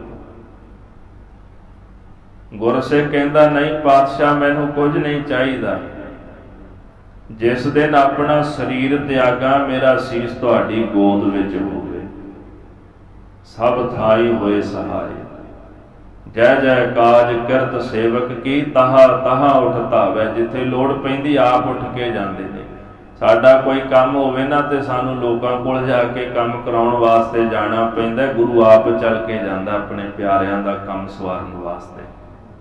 सानू लोकां पिछे दौड़ना पैंदा, मेरा ये काम कर दिओ, मेरा ये काम कर दिओ। ते परमेश्वर अकाल पुरख वेखो अपने प्यारिਆਂ दे सारे कारज आप ही चलाई जांदा है। जो जन तुमरी भगत करन ते तिन के काज सवारदा। चौंकड़ा मार के भगती बंदगी विच बैठे ने, आपे ही सारे काम करी जांदा है वाहिगुरू नाल। गुरु हरगोबिंद साहब जी महाराज तुरठ के कहन लगे, भाई मुगलू ठीक है, आवांगे जरूर, उड़ीक करी, पर किस रूप विच आवांगे ये तैनूं उदों ही पता लगेगा, इस रूप विच तां नहीं आउंदे। कहते महाराज गुरु हरगोबिंद साहब जी ने उन्हों का इलाज कराया, अपने पिंड आ गए। छेवें पातशाह तो बाद सतवें पातशाह गद्दी ते बिराजे। सतवें पातशाह जी तो बाद अठवें पातशाह गुरु हरकृष्ण साहिब जी महाराज गुरता गद्दी ते बिराजे। उस तो बाद गुरु तेग बहादुर साहब जी महाराज बाबे बकाले की धरती ते भगती बंदगी करते सन। पिछे जी गुरु हरकृष्ण साहब महाराज का ज्योति जोत दिहाड़ा लंघ के गया।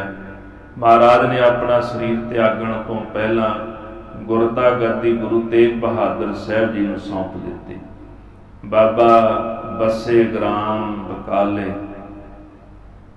ये बचन कह के महाराज ने गुरु तेग बहादुर साहब जी को गुरता गद्दी दी। समा आया जी, भाई मुगलू जी जेड़े सन उन्हां दे शरीर का समा नेड़े आ गया।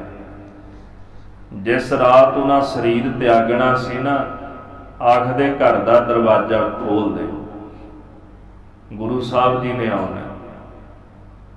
वेखो सिख का निश्चा किन्ना सी। गुरु हरगोबिंद साहब महाराज ने जिहड़ा बचन कीता सी, हुण 9वां जामा चलदा है, बचन 6वें जामे च होया। ਤੇ ਗੁਰੂ ਤੇਗ ਬਹਾਦਰ ਸਾਹਿਬ ਜੀ ਮਹਾਰਾਜ ਜਦੋਂ ਗ੍ਰਿਫਤਾਰ ਹੋਣ ਵਾਸਤੇ ਜਾ ਰਹੇ ਸਨ, ਗਰੀਬ ਨਵਾਜ ਸੱਚੇ ਪਾਤਸ਼ਾਹ ਜੀ ਮਹਾਰਾਜ ਭਾਈ ਮੁਗਲੂ ਵੱਲ ਮੁਖ ਕਰਦੇ ਨੇ, ਰੁਖ ਕਰਦੇ ਨੇ, ਘੋੜੇ ਤੇ ਬਿਰਾਜਮਾਨ ਹੋ ਕੇ ਤੇ ਗੁਰਸਿੱਖ ਦੇ ਘਰ ਨੂੰ ਚੱਲ ਪਏ। ਇਧਰ ਗਿਣਤੀ ਦੇ ਸਵਾਸ ਰਹਿ ਗਏ ਸਨ ਭਾਈ ਮੁਗਲੂ ਦੇ, ਸੋਚਦੇ ਪਤਾ ਨਹੀਂ ਗੁਰੂ ਸਾਹਿਬ ਜੀ ਆਉਣਗੇ ਕਿ ਨਹੀਂ ਆਉਣਗੇ, ਪਰ ਕਹਿੰਦੇ ਬਚਨ ਜ਼ਰੂਰ ਕੀਤਾ ਸੀ ਆਵਾਂਗੇ ਜ਼ਰੂਰ। ਮਹਾਰਾਜ ਸੱਚੇ ਪਾਤਸ਼ਾਹ ਜਿਹੜਾ ਬਚਨ ਕਰ ਦਿੰਦੇ ਨੇ, ਸੂਰਬੀਰ ਬਚਨ ਕੇ ਬਲੀ, ਉਹਨਾਂ ਦਾ ਬਚਨ ਕਦੇ ਵਿਅਰਥ ਨਹੀਂ ਹੁੰਦਾ। ਜੋ ਕਹਿੰਦੇ ਨੇ ਉਹ ਸੱਤ ਕਰਕੇ ਵਿਖਾਉਂਦੇ ਨੇ। ਕਹਿੰਦੇ ਗੁਰੂ ਤੇਗ ਬਹਾਦਰ ਸਾਹਿਬ ਜੀ ਮਹਾਰਾਜ ਘਰ ਦੇ ਦਰਵਾਜ਼ੇ ਤੇ ਪਹੁੰਚੇ, ਗੇਟ ਖੁੱਲਿਆ ਹੋਇਆ ਸੀ। ਆਵਾਜ਼ ਮਾਰੀ, ਭਾਈ ਮੁਗਲੂ ਅਸੀਂ ਆ ਗਏ ਆ, ਤੁਹਾਡੇ ਨਾਲ ਬਚਨ ਕੀਤਾ ਸੀ ਨਾ, ਆਪਣਾ ਬਚਨ ਪਾਲਣ ਵਾਸਤੇ ਆਏ। ਭਾਈ ਮੁਗਲੂ ਨੂੰ ਚਾਹ ਚੜ ਗਿਆ। ਧੰਨ ਗੁਰੂ ਤੇਗ ਬਹਾਦਰ ਸਾਹਿਬ ਜੀ ਘੋੜੇ ਤੋਂ ਹੇਠਾਂ ਉਤਰੇ ਤੇ ਭਾਈ ਮੁਗਲੂ ਜੀ ਉਹਨਾਂ ਦਾ ਸੀਸ ਲੈ ਕੇ ਗੋਦ ਵਿੱਚ ਬੈਠ ਗਏ। ਮਹਾਰਾਜ ਆਖਣ ਲੱਗੇ, ਗੁਰਸਿੱਖਾ ਜਪਜੀ ਸਾਹਿਬ ਜੀ ਦਾ ਪਾਠ ਕਰ। ਸ੍ਰੀ ਜਪਜੀ ਸਾਹਿਬ ਜੀ ਦਾ ਪਾਠ ਕੀਤਾ ਗਿਆ। ਪਾਤਸ਼ਾਹ ਕਹਿੰਦੇ ਜਿਹੜਾ ਬਚਨ ਤੇਰੇ ਨਾਲ ਕੀਤਾ ਸੀ, ਅੱਜ ਆਪਣਾ ਬਚਨ ਨਿਭਾਉਣ ਵਾਸਤੇ ਅਸੀਂ ਆਏ ਹਾਂ। 6ਵੇਂ ਜਾਮੇ 'ਚ ਬਚਨ ਕੀਤਾ ਤੇ 9ਵੇਂ ਜਾਮੇ ਵਿੱਚ ਉਹ ਬਚਨ ਪਾਲਿਆ ਗੁਰੂ ਤੇਗ ਬਹਾਦਰ ਸਾਹਿਬ ਮਹਾਰਾਜ ਜੀ ਨੇ। ਸਤਿਗੁਰੂ ਜੀ ਨੇ ਕਹਿਣ ਲੱਗੇ, ਭਾਈ ਮੁਗਲੂ ਬੋਲ ਵਾਹਿਗੁਰੂ। ਫਿਰ ਕਹਿੰਦੇ ਬੋਲ ਵਾਹਿਗੁਰੂ। ਤੀਜੀ ਵਾਰੀ ਫਿਰ ਆਖਿਆ ਭਾਈ ਮੁਗਲੂ ਬੋਲ ਵਾਹਿਗੁਰੂ। ਜਦੋਂ ਤੀਜੀ ਵਾਰੀ ਵਾਹਿਗੁਰੂ ਸ਼ਬਦ ਕਹਾਇਆ ਤੇ ਭਾਈ ਮੁਗਲੂ ਦੇ ਅੰਦਰ ਦੀ ਜੋਤ ਕੱਢ ਗੁਰੂ ਤੇਗ ਬਹਾਦਰ ਸਾਹਿਬ ਨੇ ਆਪਣੇ ਵਿੱਚ ਮਿਲਾ ਲਈ। ਨਾਨਕ ਲੀਨ ਭਇਓ ਗੋਬਿੰਦ ਸਿਉ, ਜਿਉ ਪਾਣੀ ਸੰਗ ਪਾਣੀ, ਸਭ ਥਾਈ ਹੋਏ ਸਹਾਏ। ਕੋਈ ਵੀ ਥਾਂ ਹੋਵੇ, ਕੋਈ ਵੀ ਜਗ੍ਹਾ ਹੋਵੇ, ਆਪਣੇ ਸੇਵਕਾਂ ਦੀ ਜਾ ਕੇ ਸਹਾਇਤਾ ਕਰਦੇ ਨੇ ਮੇਰੇ ਪਾਤਸ਼ਾਹ। ਐਸੇ ਦਿਆਲੂ ਗਰੀਬ ਨਵਾਜ ਧੰਨ ਗੁਰੂ ਤੇਗ ਬਹਾਦਰ ਸਾਹਿਬ ਜੀ। ਨਾਨਕ ਸਭ ਕਿਛ ਤੁਮਰੇ ਹਾਥ ਮੈਂ, ਤੁਮ ਹੀ ਹੋਤ ਸਹਾਏ। ਹੇ ਅਕਾਲ ਪੁਰਖ ਗੁਰੂ ਨਾਨਕ ਸਾਹਿਬ ਜੀ ਸੱਚੇ ਪਾਤਸ਼ਾਹ, ਸਭ ਕੁਝ ਆਪ ਜੀ ਦੇ ਹੱਥ ਵਿੱਚ ਹੈ। ਆਪ ਹੀ ਆਪਣੇ ਪਿਆਰਿਆਂ ਦੇ ਸੇਵਕਾਂ ਦੇ ਸਹਾਈ ਹੁੰਦੇ ਹੋ। ਸੰਗ ਸਖਾ ਸਭ ਤਜ ਗਏ, ਕੋ ਨਾ ਨਿਭਿਓ ਸਾਥ। ਇੱਕ ਗੁਰਸਿੱਖ ਪਿਆਰੇ ਵਿਦਵਾਨ ਨੇ ਲਿਖਿਆ ਵੀ 1400 ਸਿੱਖ ਜਿਹੜੇ ਸਨ ਗੁਰੂ ਤੇਗ ਬਹਾਦਰ ਸਾਹਿਬ ਜੀ ਨੂੰ ਮਿਲਣ ਆਏ ਸਨ ਦਿੱਲੀ ਦੇ ਵਿੱਚ। 1400 ਸਿੱਖ ਦੀਦਾਰ ਕਰਨ ਵਾਸਤੇ ਆਏ। ਉਥੋਂ ਦਾ ਜੇਲਰ ਜਿਹੜਾ ਸੀ ਮਹਾਰਾਜ ਦਾ ਪ੍ਰੇਮੀ ਬਣ ਗਿਆ ਸੀ। ਉਹਨਾਂ 1400 ਗੁਰਸਿੱਖਾਂ ਨੂੰ ਮਹਾਰਾਜ ਨੇ ਜਦੋਂ ਵਾਪਸ ਭੇਜਿਆ ਤੇ 3 ਸਿੱਖ ਤਾਂ ਸ਼ਹੀਦ ਹੋ ਗਏ ਸਨ, ਭਾਈ ਮਤੀ ਦਾਸ, ਭਾਈ ਸਤੀ ਦਾਸ ਜੀ, ਭਾਈ ਦਿਆਲਾ ਜੀ। 2 ਸਿੱਖ ਰਹਿ ਗਏ ਸਨ, ਬਾਬਾ ਗੁਰਦਿੱਤਾ ਜੀ ਤੇ ਬਾਬਾ ਉਦੇ ਠਾਕੁਰ ਜੀ। ਇੱਕ ਵਿਦਵਾਨ ਸੱਜਣ ਕਹਿੰਦੇ, ਪਾਤਸ਼ਾਹ ਕਹਿਣ ਲੱਗੇ ਵੀ ਇਸ ਤਰ੍ਹਾਂ ਕਰੋ ਵੀ ਜਾਓ, ਤੁਸੀਂ ਚਲੇ ਜਾਓ। ਸਿੱਖ ਕਹਿੰਦੇ ਮਹਾਰਾਜ ਅਸੀਂ ਆਪ ਜੀ ਨੂੰ ਛੱਡ ਕੇ ਨਹੀਂ ਜਾਣਾ। ਮਹਾਰਾਜ ਕਹਿੰਦੇ ਨਹੀਂ, ਸਾਡਾ ਬਚਨ ਮੰਨੋ ਵੀ ਤੁਸੀਂ ਜਾਓ। ਕਹਿੰਦੇ ਜੀ ਹੱਥਾਂ ਪੈਰਾਂ ਦੇ ਵਿੱਚ ਬੰਧਨ ਪਏ ਹੋਏ ਨੇ। ਮਹਾਰਾਜ ਕਹਿੰਦੇ ਸਾਰੇ ਬੰਧਨ ਹੀ ਛੁੱਟ ਜਾਣੇ ਤੁਹਾਡੇ, ਬਲ ਹੋਆ ਬੰਧਨ ਛੁੱਟੇ। ਕਹਿੰਦੇ ਉਹਨਾਂ ਦੇ ਹੱਥਾਂ ਪੈਰਾਂ ਦੇ ਜਿਹੜੇ ਬੰਧਨ ਸਨ, ਜੰਜੀਰਾਂ ਆਦਿਕ ਪਾਈਆਂ ਸਨ, ਸੰਗਲ ਪਾਏ, ਸਭ ਖੁੱਲ ਗਏ ਆਪਣੇ ਆਪ। ਜਦੋਂ ਗੁਰਸਿੱਖ ਜਾਣ ਲੱਗੇ ਨਾ ਤੇ ਪਿੱਛੋਂ ਮਹਾਰਾਜ ਪੰਕਤੀ ਉਚਾਰਦੇ, ਸੰਗ ਸਖਾ ਸਭ ਤਜ ਗਏ, ਕਉ ਨਾ ਨਿਭਿਓ ਸਾਥ। ਕਹਿੰਦੇ ਗੁਰਸਿੱਖਾਂ ਦੇ ਕੰਨੀ ਆਵਾਜ਼ ਪਈ ਨਾ ਤੇ ਧਾਹਾਂ ਮਾਰ ਕੇ ਰੋ ਪਏ, ਵਾਪਸ ਆ ਗਏ ਪਾਤਸ਼ਾਹ, ਅਸੀਂ ਤੁਹਾਡਾ ਸਾਥ ਛੱਡ ਕੇ ਨਹੀਂ ਜਾ ਸਕਦੇ। ਗੁਰੂ ਤੇਗ ਬਹਾਦਰ ਸਾਹਿਬ ਜੀ ਕਹਿੰਦੇ, ਗੁਰਸਿੱਖੋ ਮੈਨੂੰ ਵੀ ਪਤਾ ਹੈ ਤੁਸੀਂ ਮੇਰੇ ਵਾਸਤੇ ਭਾਈ ਮਤੀ ਦਾਸ ਵਾਂਗੂ ਆਰੇ ਨਾਲ ਵੀ ਚਰਾ ਸਕਦੇ ਹੋ, ਭਾਈ ਸਤੀ ਦਾਸ ਵਾਂਗੂ ਰੂੰ ਦੇ ਵਿੱਚ ਆਪਣੇ ਆਪ ਨੂੰ ਜੀਵਦਾ ਵੀ ਸਾੜ ਸਕਦੇ ਹੋ, ਭਾਈ ਦਿਆਲੇ ਵਾਂਗੂ ਦੇਗ ਵਿੱਚ ਵੀ ਉਬਲ ਸਕਦੇ ਹੋ। ਜਦੋਂ ਮੇਰੇ ਉਹ ਪਿਆਰ ਵਾਲੇ ਸਿੱਖਾਂ ਨੇ ਮੂੰਹ ਨਹੀਂ ਮੋੜਿਆ ਤੇ ਤੁਸੀਂ ਮੂੰਹ ਕਿੱਥੋਂ ਮੋੜ ਲਓਗੇ। फिर महाराज ऐसा बचन क्यों? संग सखा सब तज गए, को ना निभो साथ। महाराज कहते मैं चाहुना कि भावना तुहाडे अंदर प्रपक होवे कि इस जगत अंदर ਜਦੋਂ अंत काल आउंदा है, अंत समा आउंदा है, तो उदों संगी साथी साथ छड़ जाते हैं। हो सकता है कोई विपता पई होवे, विपता दे विच बंदा मनुख की सहायता भी करे दूजे दी, पर महाराज कहते अंत काल कोई किसी का संगी नहीं बन सकता। ये परमेश्वर का नियम है, अकाल पुरख का नियम है। इस मनुख नूं इकल्लियां ही दुनिया तो जाना पैंदा है। साहिब जी कहते जिन्ने भी नाल दे सखा मित्र सन, सब तज गए, सारे छड़ के चले गए। को ना निभो साथ, कोई भाई किसी दे अंत काल साथ नहीं निभदा। कहो नानक एह विपत में एक एक रघुनाथ। गुरु तेग बहादुर साहब जी कहते ऐसी विपता अंदर, इहो जे संकट अंदर केवल ਤਾਂ केवल एक अकाल पुरख वाहिगुरु परमेश्वर जी की ही सानू टेक है, उस मालिक का ही आसरा है। क्योंकि औखे समय दे विच केवल एक वाहिगुरु ही मनुख का उट आसरा बन के उसकी लाज रख सकता है। अंत काल उस परमेश्वर तो बिना कोई भी किसी की सहायता नहीं कर सकता। नाम रहयो साधु रहयो, रहयो गुर गोबिंद। नाम रहयो, एक तां परमेश्वर का नाम जगत विच रह गया ते हमेशा रहेगा। दूसरे नाम जपण वाले जिहड़े साधु ने, साधु रहणगे। रहयो गुर गोबिंद ते तीसरे गोबिंद का स्वरूप सतगुरु सदा रहणगे। शरीरां दा तां धर्म है जी मिटना, शरीर जमदे ने मर जाते ने, फिर जमदे ने फिर मर जाते, शरीरां दा की है। पर साधु जिहड़े ने सदा वास्ते दुनिया ते अमर हो जाते ने। साधु आत्मक तल ते जीवदा है, शरीर दे बिणसन तो बाद भी साधु हमेशा ही रहिंदा है। साधु नहीं कदे मिटिया करता, क्योंकि आत्मा कदे मिटदी नहीं, वो तां मिट है जी। शरीर मिट गया, आत्मा नहीं मिटदी। फिर साडे वर्गियां दी की दशा होंदी, 84 लाख जूना विच भड़कते रहंदे। साधु परमेश्वर रूप हो करके परमेश्वर की न्यायी सदा अमर हो जाता है। महाराज जी कहते नाम रह गया संसार अंदर, साधु रहयो। नाम जपण वाले साधु रह गए, रहयो गुर गोबिंद। जां फिर उस अकाल पुरख वाहिगुरु का स्वरूप गुरु ने रहना जगत। विद्वान सज्जण इदा भी अर्थ करते, महापुरख संत ज्ञानी गुरबचन सिंह जी खालसा जी ने इहदा अर्थ किया जी, परमेश्वर का नाम रह गया तो बाबा गुरदित्ता जी वर्गे साधु रह गए, जिन्हां ने भगती बंदगी की, जिहड़े 9वें पातशाह जी के नाल सन जेल के अंदर। रहयो गुर गोबिंद ते फिर इहदा अर्थ करते सन जो गुरु गोबिंद सिंह जी महाराज सच्चे पातशाह ने कहते को जगत विच हमेशा लई रहणगे। कहो नानक इह जगत में किन जपयो गुरमंत। धन गुरु तेग बहादुर साहब जी कहते इस जगत के अंदर कोई विरले हैं जिन्हां ने गुरु का मंत्र प्राप्त करके अकाल पुरख वाहिगुरु परमेश्वर जी का नाम जपया है। नाम जपना कठिन है। गुरु तेग बहादुर साहब जी कहते कोटन मैं नानक कहू नारायण जिह चीत। करोड़ां विच कोई एक अद्धा हुंदा रब दा प्यारा, जिन्हों अकाल पुरख वाहिगुरु परमेश्वर चेते हुंदा है।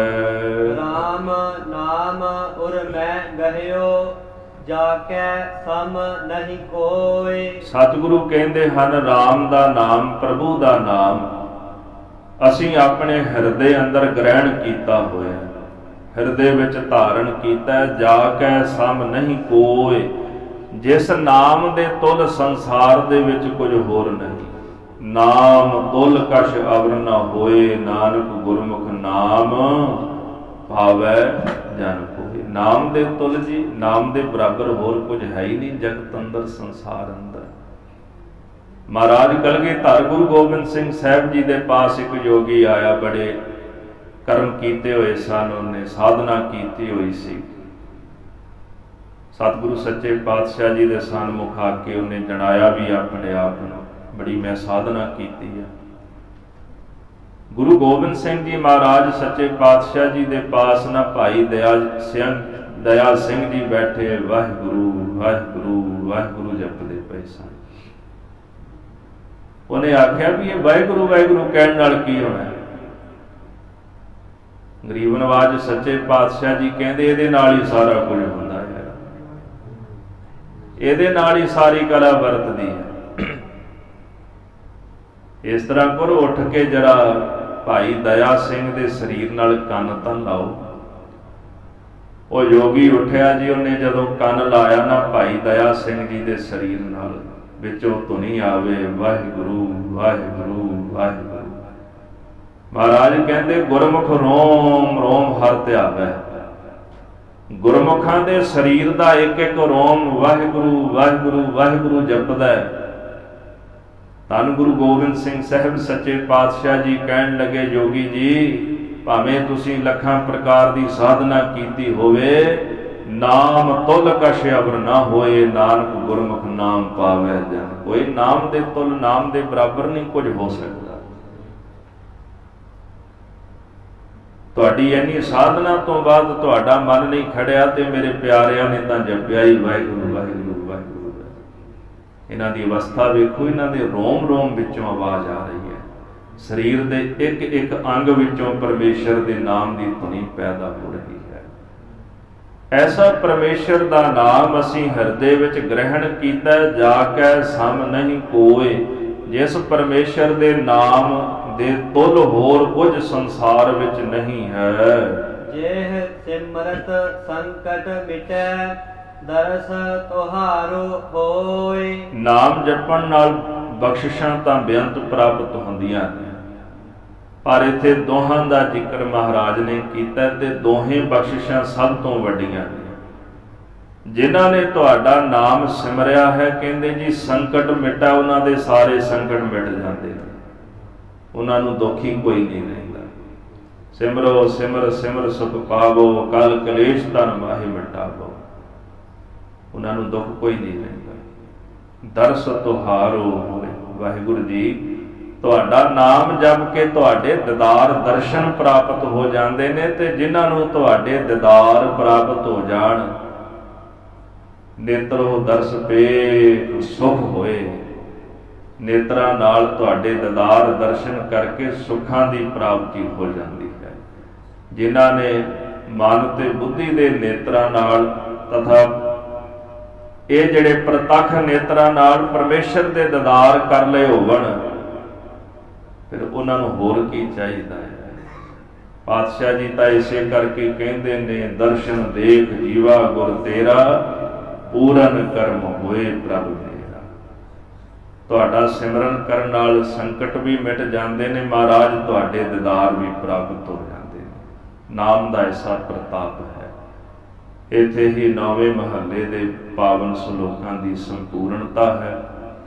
57 ਸ਼ਲੋਕ ਜਿਹੜੇ ਨੇ ਧੰਨ ਗੁਰੂ ਤੇਗ ਬਹਾਦਰ ਸਾਹਿਬ ਜੀ ਦੇ ਪਵਿੱਤਰ ਬਾਣੀ ਵਿੱਚ ਦਰਜ ਨੇ ਜੀ। 115 ਸ਼ਬਦ 15 ਰਾਗਾਂ ਦੇ ਵਿੱਚ ਗੁਰੂ ਤੇਗ ਬਹਾਦਰ ਸਾਹਿਬ ਜੀ ਦੇ ਸੁਸ਼ੋਭਿਤ ਨੇ ਗੁਰੂ ਗ੍ਰੰਥ ਸਾਹਿਬ ਜੀ ਦੀ ਬਾਣੀ ਅੰਦਰ।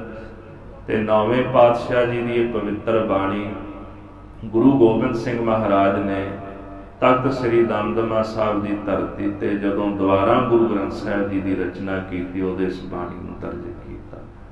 ਗੁਰੂ ਤੇਗ ਬਹਾਦਰ ਸਾਹਿਬ ਜੀ ਸਾਡੇ ਸਾਰਿਆਂ ਤੇ ਕਿਰਪਾ ਕਰਨ ਜੀ। ਪਾਤਸ਼ਾਹ ਜੀ ਦਾ ਪਾਵਨ ਉਪਦੇਸ਼ ਸਾਡੇ ਹਿਰਦਿਆਂ ਵਿੱਚ ਆਵਸੇ। ਲੋਕ ਸੁਖੀਏ ਪਰ ਲੋਕ ਸੁਹੇਲੇ, ਨਾਨਕ ਹਰਿ ਪ੍ਰਭ ਆਪੇ। ਧੰਨ ਗੁਰੂ ਤੇਗ ਬਹਾਦਰ ਸਾਹਿਬ ਜੀ ਦੀ ਮਹਾਰਾਜ ਜੀ ਦਾ ਅੱਜ ਪਾਵਨ ਪ੍ਰਕਾਸ਼ ਪੁਰਬ ਹੈ। ਆਪ ਜੀ ਸਮੂਹ ਸੰਗਤਾਂ ਨੂੰ ਲੱਖ ਲੱਖ ਵਧਾਈਆਂ ਹੋਣ ਸਤਿਗੁਰਾਂ ਦੇ ਪਾਵਨ 400 ਸਾਲਾ ਪ੍ਰਕਾਸ਼ ਪੁਰਬ ਦੀਆਂ। ਔਰ ਨਾਲ ਬੇਨਤੀ ਹੈ ਕਿ ਜਿਹੜੀ ਲੜੀਵਾਰ ਕਥਾ ਆਪਾਂ ਰੋਜ਼ ਸਰਵਣ ਕਰਦੇ ਆ, ਰਾਗ ਪ੍ਰਭਾਤੀ ਦੀ ਕਥਾ ਚੱਲ ਰਹੀ, ਕੱਲ ਦੇ ਦੀਵਾਨ ਤੋਂ ਆਪਾਂ ਲੜੀਵਾਰ ਕਥਾ ਆਰੰਭ ਕਰਾਂਗੇ ਪ੍ਰਭਾਤੀ ਰਾਗ ਦੀ। ਔਰ ਜਿਹੜੇ ਸ੍ਰੀ ਸੁਖਮਨੀ ਸਾਹਿਬ ਜੀ ਦੇ ਪਾਠ ਆਰੰਭ ਹੋਣੇ ਨੇ 3 ਮਈ ਤੋਂ ਜੋ ਲੜੀ ਆਰੰਭ ਹੋਣੀ ਹੈ, ਤੇ ਉਹਦਾ ਜਿਹੜਾ ਸਮਾਂ ਹੈ ਪਾਠ ਦਾ ਜੀ ਉਹ 10:30 ਵਜੇ ਦਿਨ ਵੇਲੇ ਹੈ। ਪਹਿਲਾਂ ਸ਼ਾਮ ਵੇਲੇ ਰੱਖਿਆ ਸੀ, ਹੁਣ ਕਰਫਿਊ ਛੇਤੀ ਲੱਗ ਜਾਂਦਾ ਹੈ। ਇਸ ਕਰਕੇ ਦਿਨ ਵੇਲੇ ਪਾਠ ਹੋਇਆ ਕਰਨਗੇ। ਆਪ ਜੀ ਨੇ ਹਾਜ਼ਰੀਆਂ ਭਰ ਕੇ ਸਾਹਿਬ ਜੀ ਦੀਆਂ ਖੁਸ਼ੀਆਂ ਪ੍ਰਾਪਤ ਕਰਨੀਆਂ ਨੇ। ਭੁੱਲਾਂ ਚੁੱਕਾਂ ਦੀ ਖਿਮਾਓ ਸਤਿਕਾਰਯੋਗ ਗੁਰੂ ਘਰ ਦੇ ਕੀਰਤਨੀਏ ਸਿੰਘਾਂ ਪਾਸੋਂ ਸਤਿਗੁਰਾਂ ਦੀ ਮਹਿਮਾ ਗੁਰੂ ਕੀ ਬਾਣੀ ਸਰਵਣ ਕਰਕੇ ਲਾਹੇ ਦੀ ਪ੍ਰਾਪਤੀ ਕਰੀਏ। ਹਾਂਜੀ। ਰਾਮ ਨਾਮ ਔਰ ਮੈਂ ਗਹਿਓ ਜਾ ਕੈ ਸਮ ਨਹੀਂ ਕੋਇ। ਜੇਹ ਸਿਮਰਤ ਸੰਕਟ ਮਿਟੈ ਦਰਸ ਤੁਹਾਰੋ ਹੋਏ। ਵਾਹਿਗੁਰੂ ਜੀ ਕਾ ਖਾਲਸਾ ਵਾਹਿਗੁਰੂ ਜੀ ਕੀ ਫਤਿਹ।